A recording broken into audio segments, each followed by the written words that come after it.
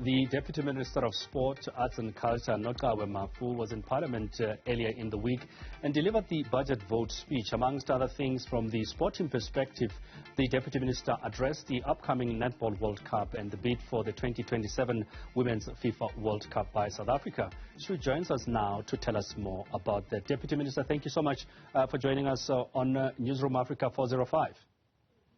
Evening, Kwena, and evening to the viewers at home. Thank you. Appreciate that. Let's start maybe with the purpose of your visit, if I can call it that, to Parliament earlier in the week.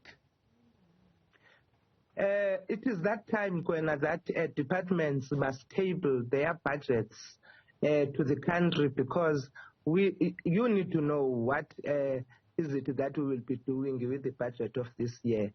For us in the department, particularly my area of delegation, the area of women's sport is a critical one. Let's touch on those things. I mean, I know you've been quite active, Deputy Minister, with the promotion, if I can call it that, of the Netball World Cup that is coming up in South Africa. Tell us a little bit more about that, and what were some of the pointers that you raised in Parliament regarding the Netball World Cup? Thanks, Kwena. The Netball World Cup is coming to the African soil for the first time in 60 years. So it's not only South Africa that is hosting this World Cup, it's Africa that is hosting this World Cup. We've got 4 African countries that have qualified. It's us, Zimbabwe, Malawi, and Uganda. And we will support all of them equally. That's one. Secondly, the World Cup is starting on the 28th of July to the 6th of August. We hope and pray that by the last day, the Spa Proteas will be in that podium, not only as runners, but as the winner of this cup. The trophy is arriving in the country on the 25th of May. It will land in King Shaka Airport in Durban, and it will tour the whole country and land in Cape Town on the 12th of July. So I will be in King Shaka Airport on the 25th of May to welcome the cup, and then it will tour the whole country until the 12th of July. So you can see, Kwena, this World Cup has really arrived. You know, there's always talk about state of preparedness or state of readiness.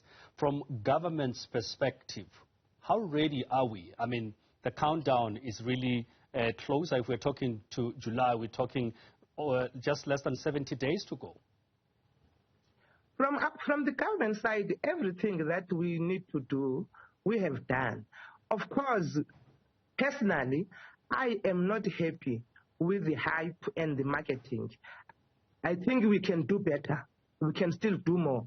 We need to actually hear the feel and look of this World Cup in every corner of the country. It is still not at that pitch that one would like it to be. You would know when we were hosting the football World Cup, everybody knew that the World Cup is coming to South Africa. Of course, we could do better. We are not unhappy, though, of the work that we have done. We also understand that when it comes to women's sport, we still need to do more in terms of popularizing it. And I know and hope that this World Cup is going to go a long way in actually pitching the importance of women in sport. Speaking of women in sport, Minister, one of the other key issues, or at least a big one, was the appointment of Lydia Munyipa, who I understand also was making an appearance in Parliament. From your perspective as somebody who has really been spearheading women's sport, what's your take on Lydia Munyipa's appointment as the CEO of Safa?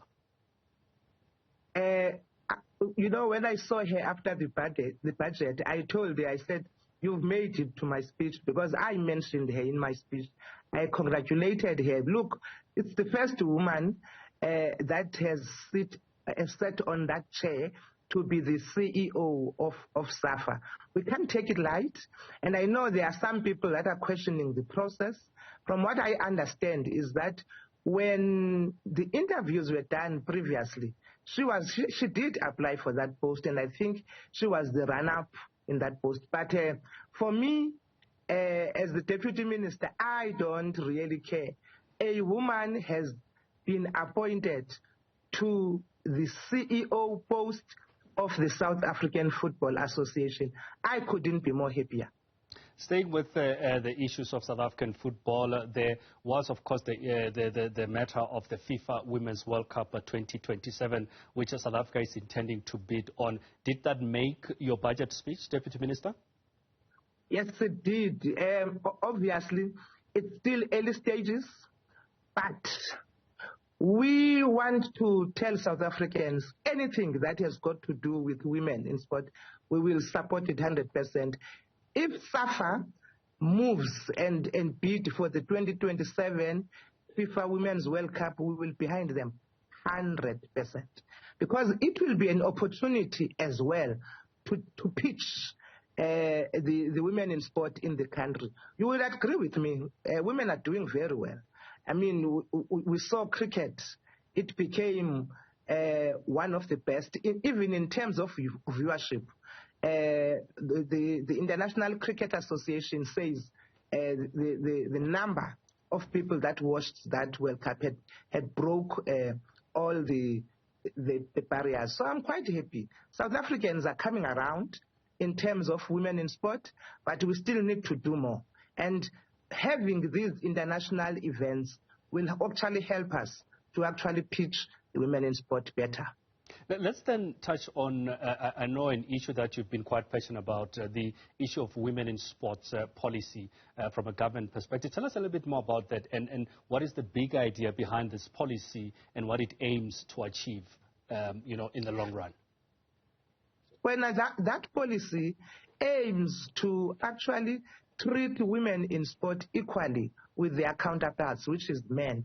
There is absolutely no reason why women must pay less, must be paid less compared to men.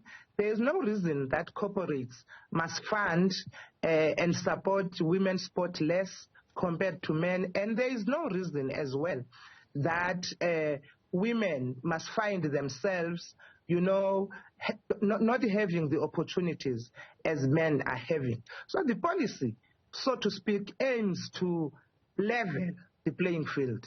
That policy has been passed by cabinet. It is out there now for people to comment on it.